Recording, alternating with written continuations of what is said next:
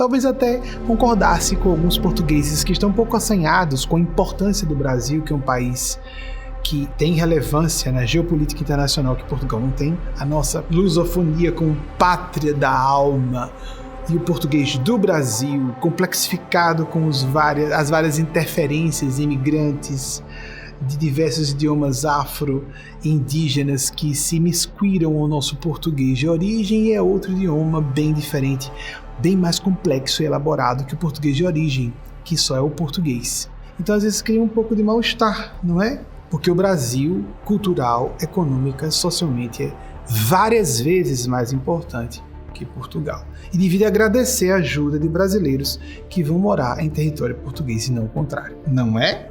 E se formos começar a fazer discussões, vai ficar sério, porque nós teremos que pedir contas dos prejuízos, inclusive econômicos, relacionados ao colonialismo e invasão que foi feita do território brasileiro. Aí vai ficar sério. Não seria bom que os portugueses e portuguesas, os que são inconscientes e ignorantes do que a história realmente revela que aconteceu, se aquietem antes que algo do pior não venha acontecer num clash real entre um país importante como o Brasil e um país sem relevância internacional como Portugal. É um fato geopolítico, é um fato. Essa forma xenofóbica, alguns, não são todos, tratarem brasileiros e brasileiras é um sinal de declaração de falência moral e de inferioridade pessoal e de grupo. Nós temos que ficar alertas, sermos mais críticos, vamos dizer, não vamos acomodar os dois lados. Que lados?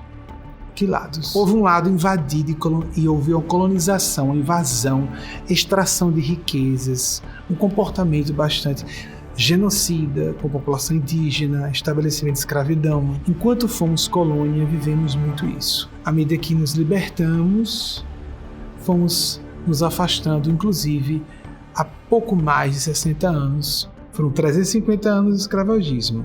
60 anos depois, nos tornarmos independentes, nos libertamos do escravagismo. Só para falar de um dos problemas gerados pela invasão portuguesa no Brasil. Temos cuidado com essa conversa de que parece que existe um lado, vamos só a negociar. É melhor que os portugueses se calem.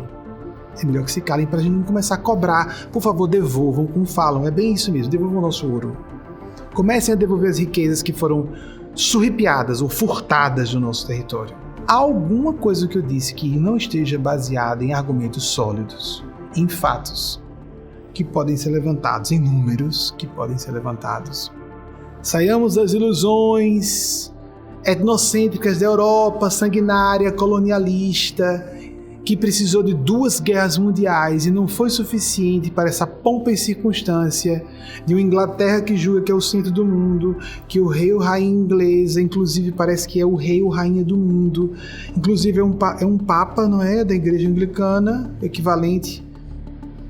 Nós temos que ficar um pouquinho mais alertas. O mundo ainda é muito eurocêntrico e temos que ser mais plurais. Anglocêntrico, temos que ser mais multilinguísticos, multipolarizados, para não incorrermos em injustiças crassas e que acabem nos desnudando na parte perversa da sanguinária depredadora dos ecossistemas Europa e Estados Unidos. Nós sabemos disso, são números, isso é facilmente averiguável. Então, que nós tenhamos um pouco mais de responsabilidade, racionalidade em nossas postulações públicas, para que não digamos publicamente desatinos que não podem enfrentar um exame mais acurado sobre sua falta de lastro. Não é nem lastro ruim, falta de lastro. Simples assim. Por causa do idioma, do sotaque, quando eu soube na adolescência que as novelas brasileiras eram levadas para Portugal sem dublagem, eu perguntei isso mesmo, dublagem? Claro que não, mesmo idioma. Eles vão começar a perder o sotaque. Vai haver problema? Está surgindo um pouco tarde. Eu imaginava que aconteceria antes. Mas é lógico. Primeiro se dizia português e português do Brasil. Depois português europeu e português brasileiro. Depois português ou português europeu. A referência ao português do Brasil, questão numérica e de influência cultural, e de influência econômica, e de influência geopolítica, que Portugal não pode ter. É ridículo. A pessoa devia ter vergonha, com ego maduro. Ela não poderia se posicionar contra o Brasil, jamais. Deveria agradecer e se orgulhar de que uma ex-colônia superou a metrópole. Uma tripinha no canto esquerdo, no canto oeste da Europa. O que? Império Português? Isso é uma coisa do passado, amigas e amigos. Isso é atrasado. Isso é malevolente. Impérios colonizadores, invasores, assassinos, genocidas. Tenhamos cuidado com as nossas falas nessa época de informação generalizada, porque nós podemos tomar sustos, não é? E às vezes alguns brasileiros e brasileiras residentes lá com síndrome de Estocolmo querem defender portugueses e portuguesas em suas ideias bizarras contra brasileiros e brasileiras. O povo brasileiro tem suas falhas, sem dúvida alguma. Qualquer povo, o português também tem. Mas dizer que somos odientos, odiáveis e aquele tipo de ataque xenofóbico que está gerando escândalo na imprensa, isso é uma feiura. Isso é autodestrutivo como nação, como povo. É uma vergonha para o povo português. Porque em nenhuma parte do mundo isso é justificável. Simples assim.